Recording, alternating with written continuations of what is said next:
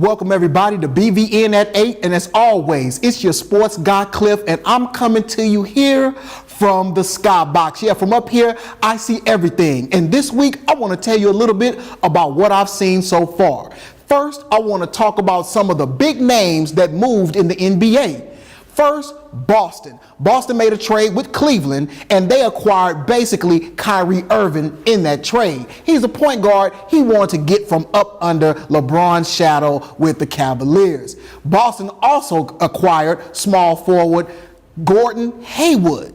Now listen, I think that team is going to be good. You can't go wrong with adding two talents like that. But they also pillaged a lot of their team, a lot of the, say, role players and potential all-star players that are no longer there. So basically, their depth is affected. But look for them to still be atop the Eastern Conference under Coach Brad Stevens. Now, the team I just said that they traded with was the Cleveland Cavaliers. They got some heavy hitters over on their squad. They're vastly improved. The main name was Isaiah Thomas, point guard, now to play alongside LeBron James. I look for them to be good because, of course, they still have the king, but the problem is Thomas won't be healthy until mid-year. So hopefully his hip is not a problem, but go ahead and look for Cleveland to be playing in the Eastern Conference Finals and possibly going back to a finals, and that will be LeBron's 8th trip there in a row. Like I said, he's the king.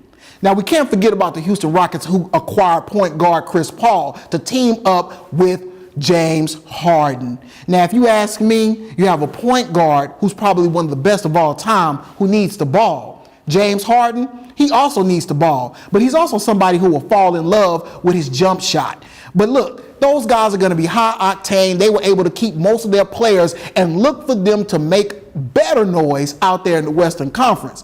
Now, the other player that they thought they were going to get with the Houston Rockets was Carmelo Anthony, but he went to the Oklahoma City Thunder. Now, this may be the most interesting team that we are looking at going into this season. Why? Because they also got Paul George. So now you have reigning MVP Russell Westbrook, Paul George, and Carmelo Anthony. And all they want Carmelo Anthony to do is fill up the bucket. And please believe he does not have a problem doing that. They ranked him very low on ESPN coming into this season. Everybody was up in arms. Yeah, I kind of disagree with his ranking being the 64th best player in the league. Yeah, that's not accurate. I don't think he's a superstar anymore, top 5 player, but he's definitely not 64.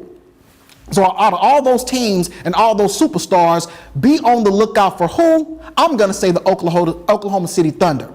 They may have the best chance to make the most improvement going into this season.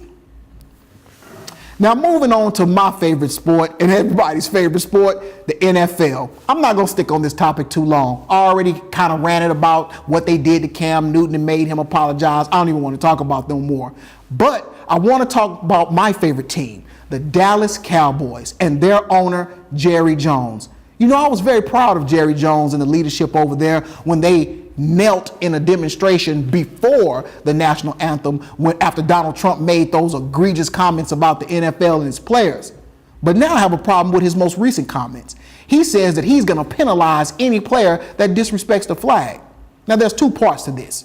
One, some people will take it to an extreme and say, hey, that's a plantation slave mentality. You're going to do what I say just because you work for me. Well, unfortunately, you don't own players, and particularly you don't own black players, and that's the reason why they're kneeling. Even though this whole demonstration and protest has been hijacked by our president, it is still about inequality and police brutality against African American people.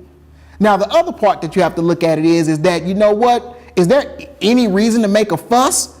Because the owners are about to have a meeting, and they're probably going to change the policy on the demonstration during the national anthem. So you know what? Unfortunately, the NFL, when it flexes its muscle and the owners flex their muscle, they're going to get their way. So in light of what Bubba McFarland said on ESPN, he said, now that we've demonstrated, the players should now call the owners and the powers that be to the table. If you want me to stand, then you should listen. And I agree. Now that the protest has been done, the demonstration is out there, we see that people are on two sides of the fence. Now it's time to discuss. So yes, I still want you to demonstrate. I still want you to protest if it's in your heart. I don't want to see the NFL be a bully to its players, especially not the black players. But hey, let's go ahead and start planning for progress.